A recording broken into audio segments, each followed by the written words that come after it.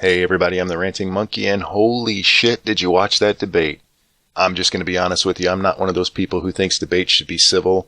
I don't watch a debate for deep policy discussions. Those are boring as shit, and they never do it anyway.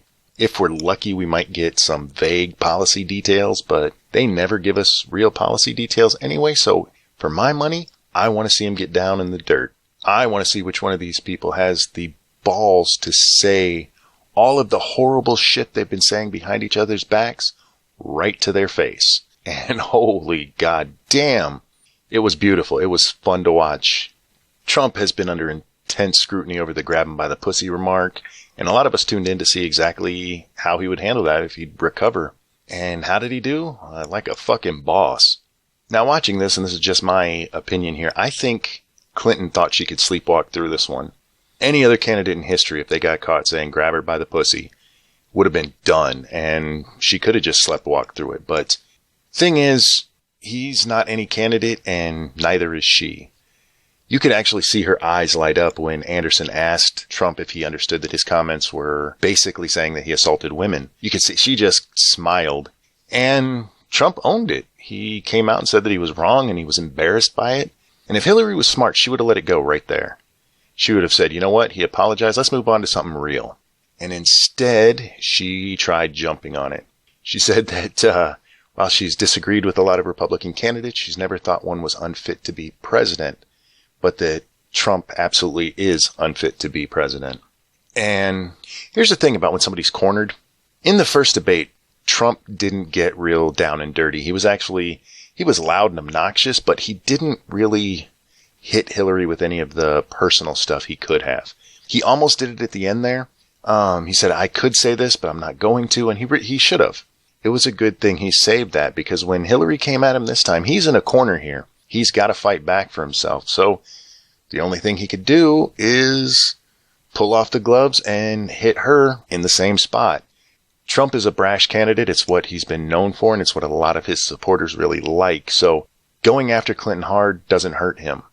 And with Hillary's background and Bill Clinton's background, there was more than enough ammunition for Trump to just devastate her. I mean, there's no other word for it. You could see it on her face.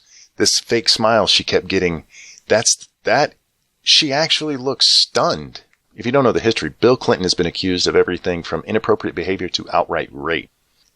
He's been accused of pulling his dick out at women, rubbing his dick up against women's hands, and, in the case of Juanita Broaddrick, actually raping her. And Trump, bless his little heart, he brought 3 of the accusers to the fucking debate. He also brought Kathy Shelton. Kathy Shelton was brutally raped when she was 12 years old, and Hillary was called on to defend the rapist. I don't begrudge her for defending him. In our system of justice, everybody is entitled to a defense.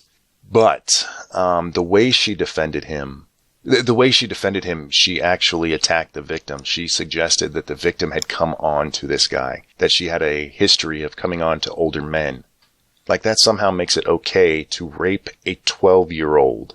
But even worse than that, I mean, it's fucking despicable, but even worse than that is there's audio from after Hillary got this guy off. This guy served 2 months, and it was just time served when the judgment came down. He served 2 months for raping a 12-year-old girl. And there's audio tape of Hillary Clinton laughing about having got him off. She laughs about how she had him take a polygraph test and how that made it so she would never trust a polygraph again. Basically saying she knew the little fucker was lying. And she's fucking laughing about it. Kind of puts that whole grab him by the pussy thing in perspective, don't it?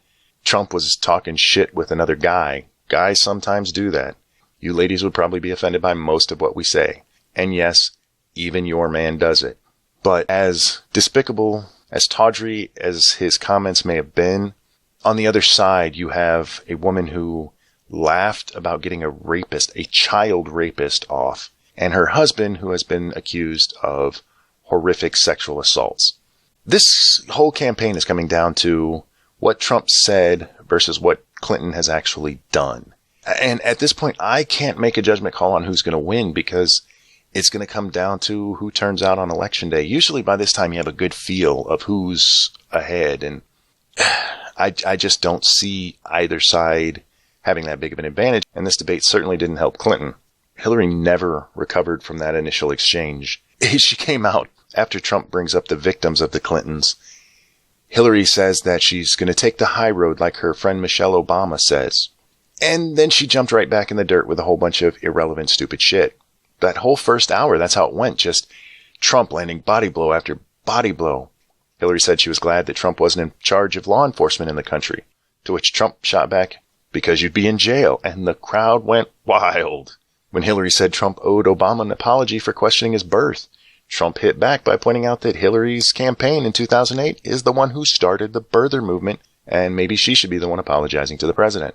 He brought up the rigged primary against Bernie, the deleted emails after she was subpoenaed, and said that he would ask for a special prosecutor if he was elected.